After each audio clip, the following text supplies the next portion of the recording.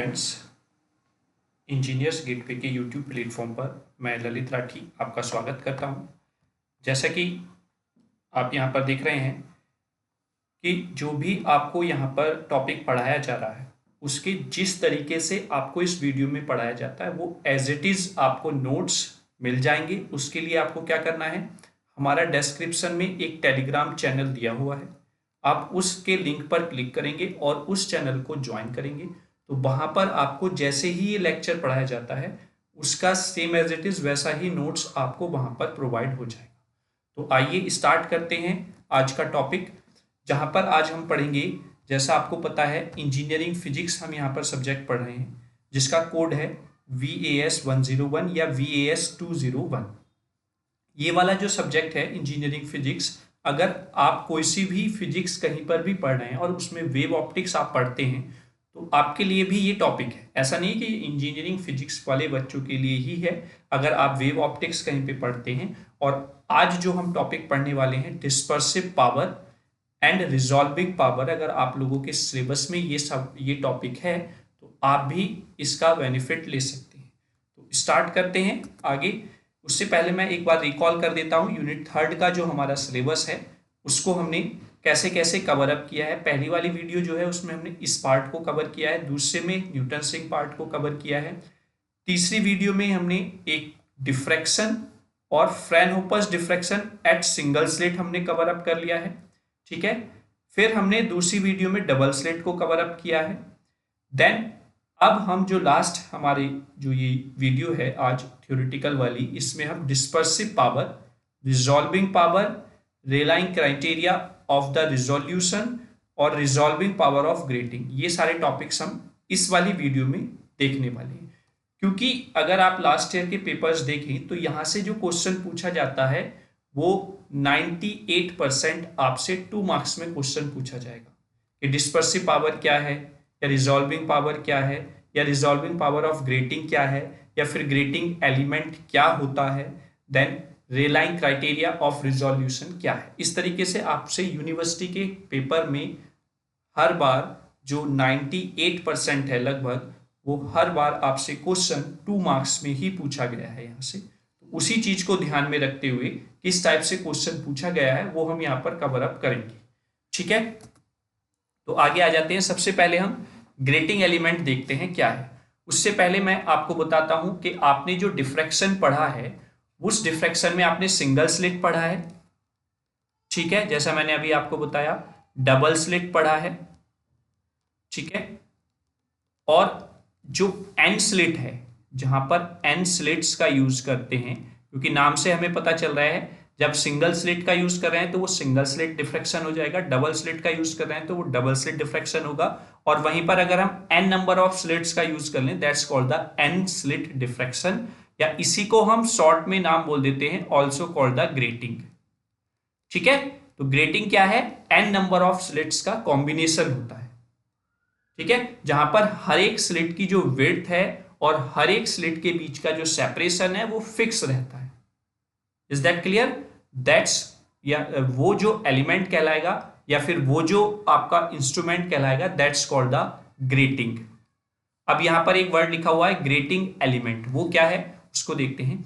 A grating is an arrangement consisting of a large number of parallel slits of same width and separated by equal opaque space, that is A plus B, is called grating element और grating constant।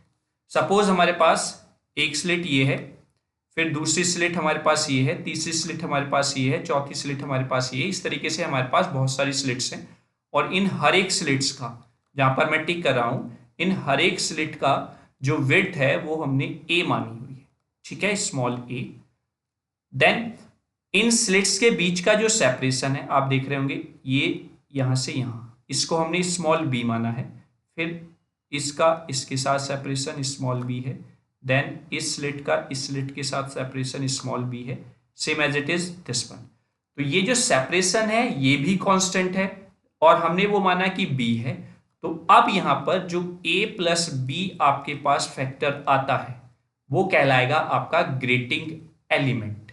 Is that clear? I hope आपको समझ में आ गया होगा grating element क्या है।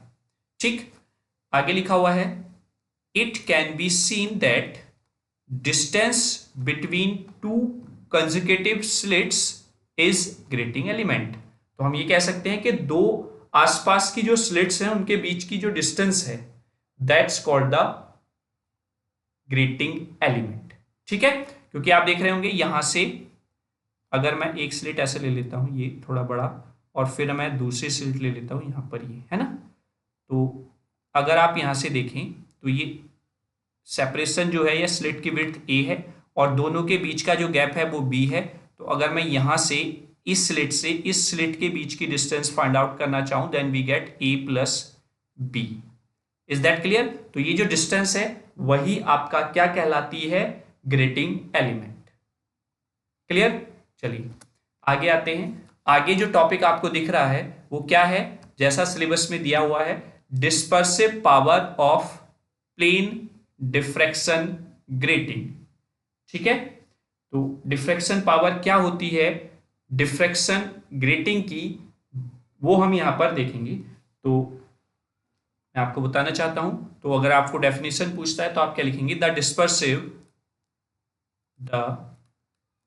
Dispersive power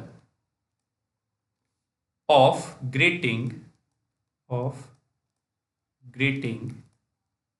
ठीक है, ग्रेटिंग की जगह पर एन स्लिट्स भी दे सकता है, तो आपको वो भी चीज ध्यान में रखनी है। ठीक है, grating is defined as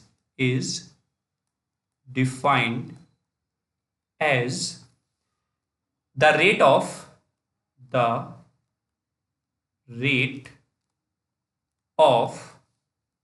variation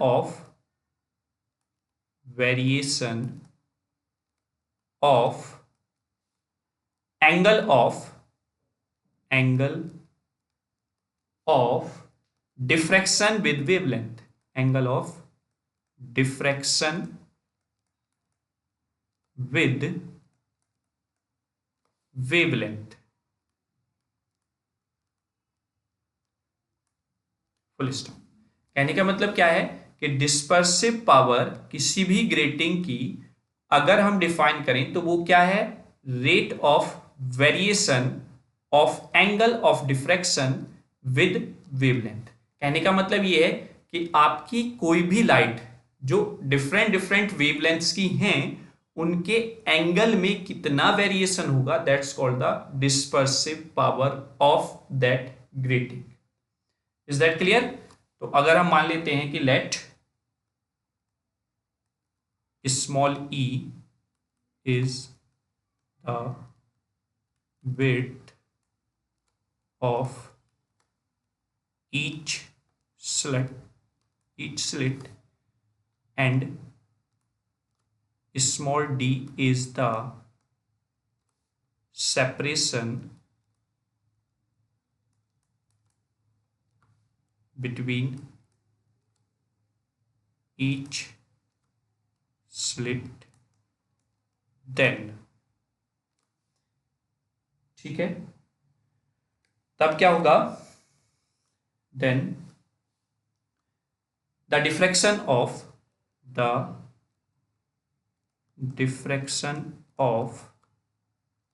nth order principal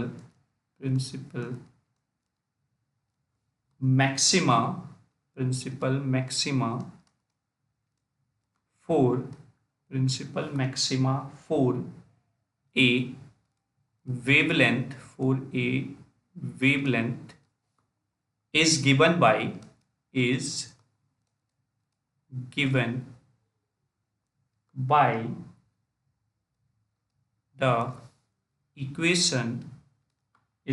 the equation जैसा कि आपने डबल स्लिट डिफ्रैक्शन में पढ़ा था, E plus d sine theta equals to n lambda. ठीक है, अभी आपने पीछे देखा कि मैंने आपको डिफ्रैक्शन ग्रेटिंग के बारे में बताया। यहाँ पर अगर हम पीछे की स्लाइड पर चलें तो यहाँ पर आप देख रहे होंगे कि A प्लस बी आपको लिखा हुआ है। तो यहां पर हमने स्लिट की विड्थ स्मॉल ए ले ली है और दो स्लिट्स के बीच का जो सेपरेशन है वो स्मॉल बी ले लिया है, तो यहां पर इसलिए ए प्लस बी लिखा हुआ है। वहीं पर अगर हम यहां पर देखें, यहां पर मैंने सेपरेशन डी लिया हुआ है स्मॉल में और विड्थ जो है स्लिट की वो ई ली हुई है, तो इसलिए यहां पर ई प्लस डी हो गया है और यही ई प्लस डी जो है ये क्या कहलाएगा, ग्रेटिंग एलिमेंट। ठीक है, तो आप इस बात से कंफ्यूज नहीं होंगे क्योंकि कुछ बच्चों ने जो ये वीडियो देख रहे हैं उन्होंने किसी बुक से पढ़ा होगा या दूसरे बच्चों ने किसी अदर बुक से पढ़ा होगा जहां पर ए प्लस बी दिया होगा और कुछ बच्चों ने पढ़ा होगा ई प्लस डी, तो इसीलिए मैंने यहां पर चेंज कर कर यूज किया है। Is that clear? तो ग्रेटिंग एलिमेंट वही होगा आपका। ठीक हो गया, तो ये ग्रेटिंग एलिमेंट हो गया यहां से ई प्लस डी। तो अगर हम इस इक्वेशन का डिफ्रेंशिएट कर दें, differentiate this equation with respect to किसके, लैम्डा के, देन हमें क्या मिलेगा, ई प्लस डी तो आपका ऐसे ही रहेगा और जो ये थीटा है ये वेरिएबल है तो साइन थीटा का डिफ्रेंसिएशन क्या हो जाएगा, कॉस थीटा, और जब थीटा का करेंगे तो D theta upon d lambda, और इक्वल्स टू जब यहां पर लैम्डा के रेस्पेक्ट में करेंगे देन वी गेट एन। तो यहां से हमारे पास एक कंक्लूजन आ जाता है d theta upon d lambda equals to n upon e plus d cos theta, e plus d cos theta. Is that clear? तो ये आ गया आपके पास, sorry, d theta upon d lambda. तो अगर आप डेफिनेशन पे जाएंगे तो rate of variation of angle of diffraction with wavelength, तो ये क्या है यहां पर, rate of variation of angle, और ये थीटा एंगल जो है ये कौन सा एंगल है, डिफ्रैक्शन एंगल है, विद रेस्पेक्ट टू वेवलेंथ यहां पर चेंज हो रहा है। तो this is called the dispersive power of the grating. ठीक है, तो ये आपके पास आ गया डिस्पर्सिव पावर। क्लियर है? तो अगर आपसे 2 नंबर में पूछता है कि what is the dispersive power of plane diffraction grating या एन स्लिट ग्रेटिंग या एन स्लिट डिफ्रैक्शन, तो आपको ये चीज यहां पर लिखनी है। ठीक है, 2 नंबर आपके कंप्लीट हो जाएंगे। अब यहां से हम कुछ कंक्लूजन निकालते हैं तो उनको हम नोट करके लिख लेते हैं कि हमारा इससे क्या कंक्लूजन निकलता है जो हमारे पास रिजल्ट आया है। तो मैं इस रिजल्ट को भी लिख लेता हूं यहां पर, d theta upon d lambda यानी कि variation of the diffractive angle with respect to the wavelength equals to n upon element grating element e plus d into cos theta. ये आपको मिला है यहां से। ठीक है, this is the dispersive power. ठीक, तो यहां से क्या कंक्लूजन निकलता है, first point, the dispersive power, the dispersive power, the dispersive power is directly proportional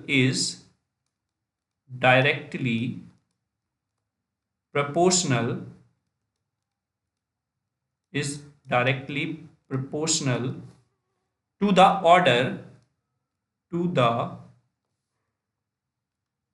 order n, that is higher is the order, higher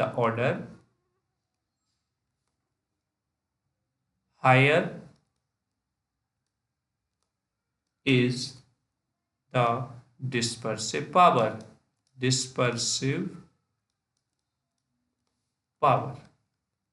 higher is the order, higher is the dispersive power। ठीक है, तो कहने का मतलब ये हुआ कि अगर हम यहां से देखें तो आप देख रहे होंगे कि d theta upon d lambda जो है वो यहां से डायरेक्टली डिपेंड कर रहा है एन पर, यानी कि अगर एन की वैल्यू ज्यादा है तो डिस्पर्सिव पावर उस ग्रेटिंग एलिमेंट की या उस डिफ्रैक्शन ग्रेटिंग की क्या होगी, हाई होगी। सेकेंड कंक्लूजन क्या निकलता है, the dispersive power, the dispersive power is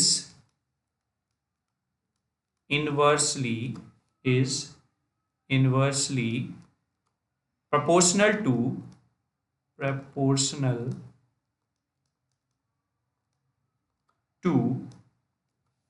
the grating element that is smaller the grating element comma more या फिर higher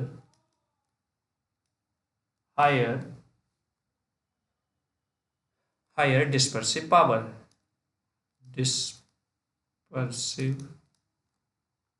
power of grating full stop. तो यहां से क्या कंक्लूजन निकला कि d theta upon d lambda जो है वो इनवर्सली प्रोपोर्शनल है किसके, ग्रेटिंग एलिमेंट के। ठीक है, तो अगर ग्रेटिंग एलिमेंट की वैल्यू लो होगी तो ये जो सेपरेशन है या डिस्पर्सिव पावर है ये क्या हो जाएगी, हाई हो जाएगी। और अगर ग्रेटिंग एलिमेंट की वैल्यू ज्यादा है तो डिस्पर्सिव पावर उस डिफ्लेक्शन ग्रेटिंग की क्या हो जाएगी, कम हो जाएगी। ठीक है, and last conclusion is that, ठीक है, तो आप देख रहे होंगे कि जो हमारा रिजल्ट आया है बेटा उसी से हम ये कंक्लूजन लिख रहे हैं। ठीक है ना, तो लिखेंगे the dispersive power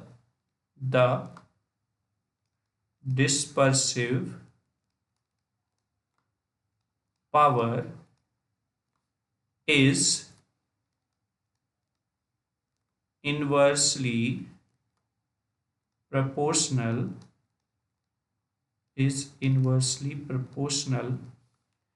to the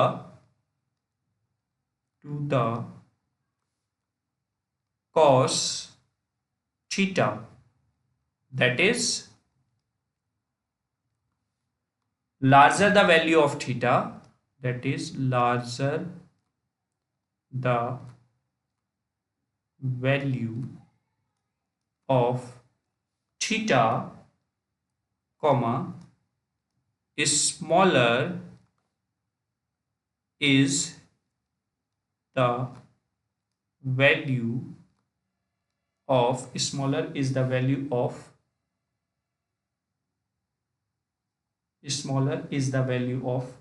cos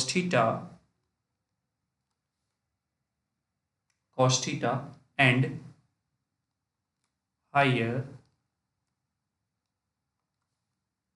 the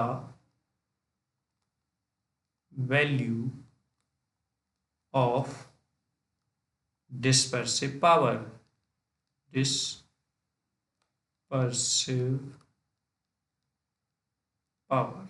full stop. तो ये तीसरा कंक्लूजन निकल जाता है, क्योंकि आप यहां से देख रहे होंगे अगर मैं लिखूं यहां पर तो जो डी थीटा है अपॉन डी लैम्डा वो इनवर्सली प्रोपोर्शनल किसके है, 1 अपॉन कॉस थीटा के। तो अगर कॉस थीटा की वैल्यू लो है तो डिस्पर्सिव पावर हाई होगी, और कॉस थीटा की वैल्यू हाई है तो डिस्पर्सिव पावर की वैल्यू लो हो जाएगी। तो ये तीन कंक्लूजन और डिस्पर्सिव पावर क्या है वो आपको क्लियर हो गया होगा। ठीक है, तो आगे नेक्स्ट टॉपिक स्टार्ट करते हैं। यहीं पे नेक्स्ट आप देख रहे होंगे यहां पर लिखा हुआ है resolving power of an instrument. ठीक है, एक इंस्ट्रूमेंट की रिजॉल्विंग पावर क्या होती है वो हम यहां पर लिखेंगे। तो लिखेंगे इसमें the resolving power of an instrument is defined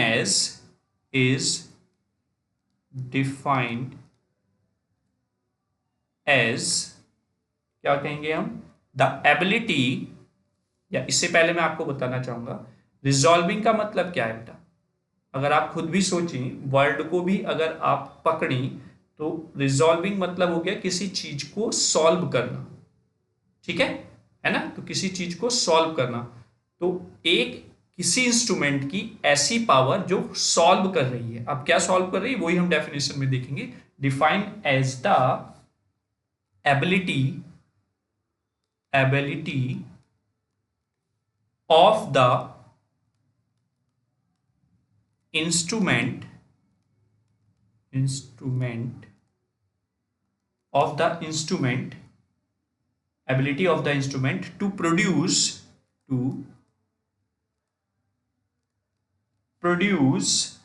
the separate pattern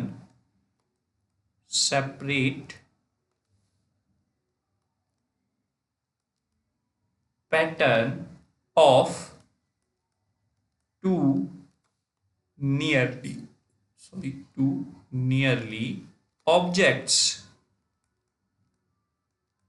full stop. यानी कि अगर किसी भी इंस्ट्रूमेंट की हम रिजॉल्विंग पावर की बात करें तो वो क्या है कि किन्हीं दो नियरली रखे हुए ऑब्जेक्ट्स को सेपरेट करके शो करें। ठीक है, जैसे आपने देखा होगा कोई भी गाड़ी अगर बहुत दूर से आ रही है और उसकी दो लाइट्स जो हेडलाइट्स हैं वो ऑन है, तो जब वो आपसे बहुत ज़्यादा दूरी पर है तो आपको क्या लगेगा, स्टार्टिंग में आपको लगेगा कि ये जो आपके पास इंस्ट्रूमेंट या जो आपके सामने जो ऑब्जेक्ट आ रहा है वो एक ही लाइट सोर्स इंडिकेट कर रहा है।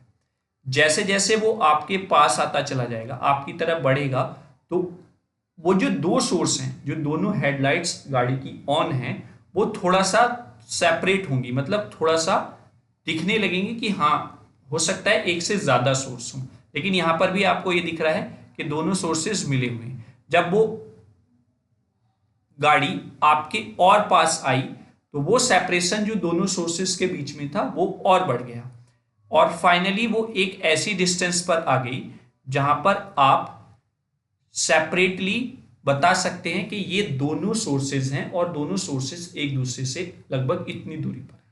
तो ये जो आपकी आइज की एबिलिटी है, जहां पर आपकी आइज ने ये दोनों लाइट्स ऑफ कार सेपरेट दिखाई आपको जितनी एक्चुअल हैं, तो वो आपकी आइज की रिजॉल्विंग पावर हो जाएगी। क्लियर है? ठीक है, जैसे आपने देखा होगा दूरबीन का यूज किया जाता है, तो आपकी नॉर्मल आइज किन्हीं दो ऑब्जेक्ट्स को अलग अलग नहीं देख पाती हैं। किसी, जैसे हमने माना किसी पेड़ पर हम देख रहे हैं तो हमें नहीं दिख रहा कि कोई ऑब्जेक्ट है या कोई दो ऑब्जेक्ट्स हैं। जैसे ही हमने दूरबीन का यूज किया, तो अगर उस दूरबीन की रिजॉल्विंग पावर इतनी है कि वो उस ऑब्जेक्ट पर, यानी कि उस पेड़ पर जो दो ऑब्जेक्ट्स आपको एक दिख रहे हैं, या आप कंज्यूम कर रहे हैं कि एक ऑब्जेक्ट हो सकता है या एक ऑब्जेक्ट भी नहीं हो सकता, बट उस दूरबीन की हेल्प से आप रिजॉल्व कर पा रहे हैं उस प्रॉब्लम को, that's called the resolving power of उस पर्टिकुलर दूरबीन की। ठीक है, तो रिजॉल्विंग पावर क्या होती है किसी एक पर्टिकुलर इंस्ट्रूमेंट की, वो आपको समझ में आ गया होगा। क्लियर हुआ? चलिए आगे आते हैं। अब नेक्स्ट टॉपिक आप देख रहे होंगे, रेलाइंग क्राइटेरिया ऑफ रिजोल्यूशन, है ना। ये क्या है इसको हम देखते हैं। ये जो अभी हमने resolving power of an instrument पढ़ी है उसी से रिलेटेड है, तो लिखेंगे according to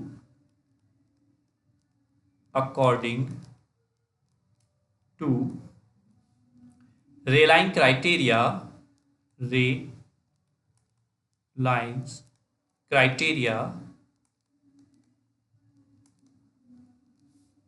comma two sources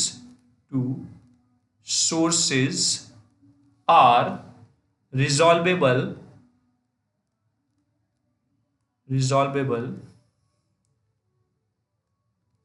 by an optical instrument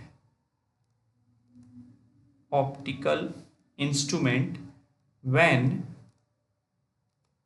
the central maxima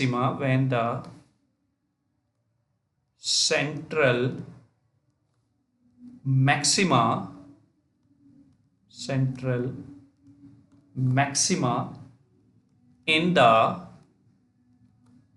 diffraction pattern in the diffraction pattern है ना, diffraction pattern of one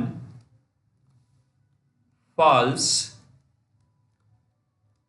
over the first minima in the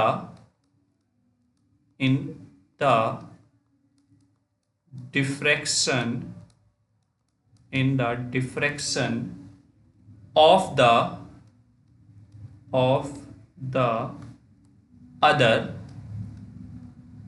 of the other and vice versa. Full stop. तो Rayleigh criteria of resolution क्या कहता है कि two sources are resolvable by an optical instrument. वही चीज बताई गई है जो पीछे आपने पढ़ा है कि कोई भी एक ऑप्टिकल इंस्ट्रूमेंट है वो रिजॉल्व कर पाता है दो सोर्सेस को, कब? When the central maxima in the diffraction pattern. अभी हमने जब single slit diffraction, double slit diffraction पढ़ा है तो वहां पर हमने central maxima, minima, secondary maxima, secondary second maxima, ये चीजें हमने पढ़ी हैं टर्म, तो आपको उनके बारे में पता है। तो वही चीज ये बता रहा है कि central maxima in the diffraction pattern of one, मतलब कोई से भी एक सोर्स का सेंट्रल मैक्सिमा अगर फॉल होता है ओवर द फर्स्ट मिनिमा, किसी दूसरे डिफ्रैक्शन सोर्स से या किसी दूसरे सोर्स के फर्स्ट मिनिमा पर फॉल होता है, या इसका उल्टा होता है कि जो फर्स्ट मिनिमा है वो किसी के सेंट्रल मैक्सिमा पर गिरता है, तो वहां पर अगर वो ऑप्टिकल इंस्ट्रूमेंट उन दोनों को सेपरेट कर रहा है तो यही कहलाता है रेलाइन क्राइटेरिया ऑफ रिजोल्यूशन। ठीक है, यानी किसी भी ऑप्टिकल इंस्ट्रूमेंट का ये क्राइटेरिया है रिजोल्यूशन का। ठीक, तो ये टॉपिक भी आपका खत्म हो गया। अगर आपको से वो 2 नंबर में पूछता है तो सिंपल आपको यही डेफिनेशन बता देनी है। जैसे आप यहां पर इसको बता सकते हैं, जैसे ये 2 सोर्स हैं बट ये दिखा रहा है सिंगल सोर्स, फिर इसने दिखाया इसको कुछ इस तरीके से कि कुछ लग रहा है कि 2 सोर्सेज हैं, फिर इसने क्या किया, इन दोनों सोर्सेज को सेपरेटली एक दूसरे से अलग अलग दिखा दिया। तो यहां पर क्या हुआ, यहां पे कोई भी रिजोल्यूशन नहीं हुआ, यहां पर जस्ट रिजोल्यूशन हुआ है और यहां पर परफेक्ट रिजोल्यूशन हो गया है। ठीक है, तो ये क्राइटेरिया फॉलो करा जो रेलाइन क्राइटेरिया फॉर रिजोल्यूशन है, तो देन फाइनली उस ऑप्टिकल इंस्ट्रूमेंट ने इन दोनों सोर्सेस को अलग अलग शो कर दिया। ठीक है, तो ये आपका टॉपिक खत्म हुआ। अब आगे देखते हैं जो लास्ट टॉपिक है, resolving power of a grating. तो जो हम ग्रेटिंग, अभी वर्ड मैंने यूज किया था उसको मैंने आपको क्या बताया था कि इसी ग्रेटिंग को हम एन स्लिट्स भी बोलते हैं, क्योंकि combination of n number of slits is also known as a grating. ठीक है, तो resolving power of a grating क्या है वो हम यहां पर लिखते हैं डेफिनेशन। तो लिखेंगे the resolving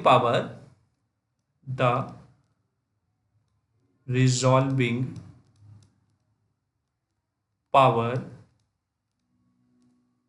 of a grating, ठीक है, of a grating is defined as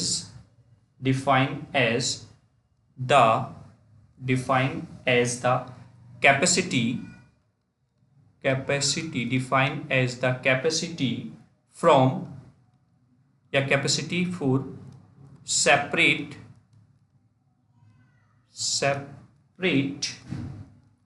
diffraction maxima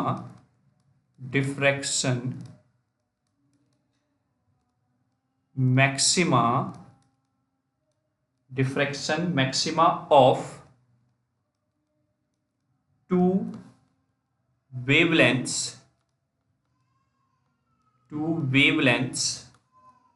which are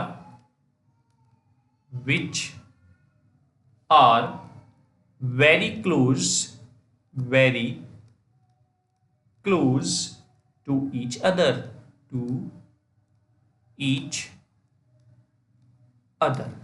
full stop.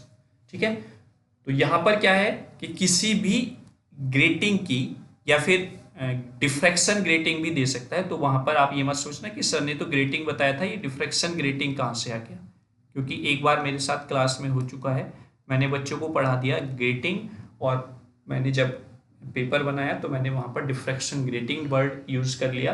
तो वो क्वेश्चन किया नहीं बच्चों ने, तो मैंने कहा कि मतलब सबने तो नहीं, एक दो बच्चों ने, तो मैंने जब उनसे पूछा कि आपने इसको क्यों नहीं डिफाइन किया, ये तो बहुत इजी था, तो उन्होंने कहा सर आपने ग्रेटिंग पढ़ाया था, हमें लगा डिफ्रैक्शन ग्रेटिंग कुछ और है ना। तो कभी कभी हो जाता है इस तरीके से, तो आप इस चीज़ का ध्यान रखेंगे कि ग्रेटिंग मतलब डिफ्रैक्शन से ही वहाँ पर यूज वर्ड रिलेट करता है, तो डिफ्रैक्शन ग्रेटिंग भी आ सकता है। तो डिफ्रैक्शन ग्रेटिंग की रिजॉल्विंग पावर जो है उसको अगर हम डिफाइन करें तो उस डिफ्रैक्शन ग्रेटिंग की जो कैपेसिटी है for separate the diffraction maxima of two different wavelengths, और वो टू डिफरेंट जो वेवलेंथ है वो एक दूसरे के बहुत क्लोज हैं। ठीक है, माना कि हमने एक वेवलेंथ ऑफ लाइट है 5500 एंगस्ट्रॉम की, और एक वेवलेंथ है 5600 एंगस्ट्रॉम की। तो ये दो लाइट्स हम यूज कर रहे हैं, और दोनों का डिफ्रैक्शन पैटर्न हमको स्क्रीन पर दिखाई दे रहा है ड्यू टू द ग्रेटिंग। तो अगर वो ग्रेटिंग इन दोनों पैटर्न्स के या फिर इन दोनों पैटर्न्स को सेपरेट करने में सक्षम है, तो that's called the resolving power of that particular diffraction grating. ठीक है, क्लियर हुआ। तो इसका फॉर्मूला क्या होता है वो मैं यहां पर लिख देता हूं, lambda upon d lambda equals to small n और कैपिटल एन। तो ये रिजॉल्विंग पावर ऑफ ग्रेटिंग का फॉर्मूला है, ये हमारा न्यूमेरिकल्स वाले पार्ट में भी काम आएगा। और डी लैम्डा जो क्या है, डी लैम्डा यहां पर क्या है, small separation between two different wavelengths. ठीक है, और लैम्डा हम क्या कह सकते हैं कि average wavelength of two nearly equal wavelengths. ठीक है, माना कि दो वेवलेंथ है लैम्डा 1 एंड लैम्डा 2। ठीक है, और हमने मान लिया कि जो लैम्डा 1 है वो ग्रेटर देन है लैम्डा 2 से, तो जो डी लैम्डा है यहाँ पर वो क्या हो जाएगा, लैम्डा 1 माइनस लैम्डा 2, और अगर मैं लैम्डा लिखूं तो it becomes lambda 1 plus lambda 2/2। कुछ इस तरीके से आपका रहेगा यहाँ पर लैम्डा और डी लैम्डा। ठीक है, इज दैट क्लियर कि आपका रिजॉल्विंग पावर ऑफ ग्रेटिंग क्या है। ठीक, तो आई होप आप लोगों को सारी चीजें क्लियर होंगी। यहां से इस पोर्शन से जो थ्योरेटिकल पार्ट आपका बनेगा वो इस तरीके से आपका बनेगा। ठीक है, तो थैंक यू लेक्चर को देखने के लिए और इंजीनियर्स गेटवे पर अपना विश्वास बनाए रखने के लिए। सेशन आपको कैसा लगा, अगर सेशन आपको अच्छा लगा है तो आप लाइक करें, चैनल को शेयर करें ज़्यादा से ज़्यादा अपने फ्रेंड्स के साथ, और चैनल को सब्सक्राइब करें। और अगर लेक्चर आपको अच्छा नहीं लगा है, कुछ आपको कमियां लगी हैं, कोई भी आपको प्रॉब्लम है, या लेक्चर से आपको क्या मिला है सीखने को, वो सब आप हमें कमेंट के माध्यम से जरूर बताएं। ठीक है बच्चे, वीडियोस तो देख रहे हैं, तो मेरी आप सबसे फिर से यही रिक्वेस्ट है फाइनली कि अगर आप कमेंट नहीं करेंगे तो हमारे और आपके बीच में एक कम्युनिकेशन नहीं बन पाएगा, है ना। तो आप ध्यान रखें कि आप वीडियो अगर देख रहे हैं और उससे आपको बेनिफिट मिल रहा है या नहीं मिल रहा, आपको कैसा आपका एक्सपीरियंस है उसको आप कमेंट में जरूर लिखें। अगर एक्सपीरियंस खराब है तो भी मेंशन करें और एक्सपीरियंस अच्छा है तो भी मेंशन करें। और अगर कोई भी बच्चा इस वीडियो को देखता है तो प्लीज़ करके आप एक चीज़ और अगर कमेंट में कर देंगे तो वो भी हमें अच्छा लगेगा कि आप किस कॉलेज से पढ़ रहे हैं, वो भी आप अपने नेम के साथ अगर मेंशन कर दें वहाँ पर, अगर कर सकते हैं तो थोड़ा अच्छा रहेगा, जिससे कि हमें ये पता रहेगा कि हम कहाँ तक अपनी इंफॉर्मेशन पहुँचा पा रहे हैं। ठीक है, अदरवाइज ये कोई कंपलसरी नहीं है। अगर आप नहीं चाहते हैं अपने कॉलेज का नाम ओपन करना then it will be okay. ठीक है, चलिए thank you so much. Last में जय हिंद जय भारत।